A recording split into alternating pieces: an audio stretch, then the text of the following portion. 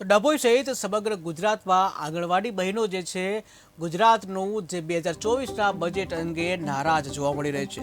આંગણવાડી બહેનોને કોઈ લાભ ન થતા સરકાર સામે આંગણવાડી બહેનોએ મોરચો માંડ્યો છે। છેલ્લા ઘણા સમયથી જે પડતર પ્રશ્નોને લઈને આંગણવાડી બહેનો અનેક રજૂઆત કરી ચૂક્યા છે અને આમ છતાં પ્રશ્નો હલ ન થતા આજે ગુજરાત રાજ્ય આંગણવાડી કર્મચારી સંગઠનના આદેશ મુજબ ડભોઈમાં 400 જેટલી આંગણવાડી બહેનોએ રેલી યોજી રંગ ઉપવન બાગ ખાતે ધરણા કર્યા હતા।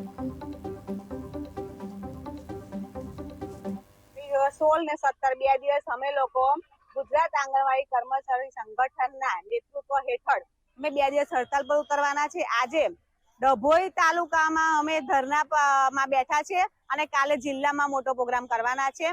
અમારી માંગો એ છે કે અમને સરકારશ્રી આ જે બજેટ 2024નું બજેટ હતું એમાં અમારા વિશે સરકારશ્રીએ કશું બોલ્યા નથી।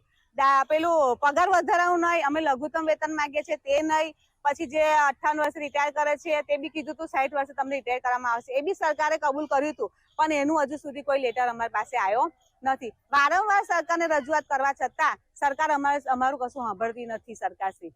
અને કામ તો એટલું બધું વધારો કરીને આપી દે છે અમને કે જેની કોઈ હદ નથી। 24 કલાક અમારે મોબાઈલ પર રહેવું પડે છે, રાતે બી માહિતી માંગે તો રાતે બી અમારી માહિતી અમને આપવી પડે છે। અને પોષણ ટ્રેકર જે એમને સરકાર જે મોબાઈલ આપ્યા છે એ મોબાઈલ સદંતર એમના બંધ જ થઈ ગયા છે। બધી બહેનો પોતાના મોબાઈલમાં જ ઉપયોગ કરે છે તો બી સરકારશ્રીની ઊંઘ ઉડતી નથી અને અમારે એટલું બધું ગધા વૈતરું કરાવે છે સરકાર, પણ એની પાછળ અમને વેતન આપતી નથી। સરકારને અમે કહે છે અમને લઘુત્તમ વેતન આપો।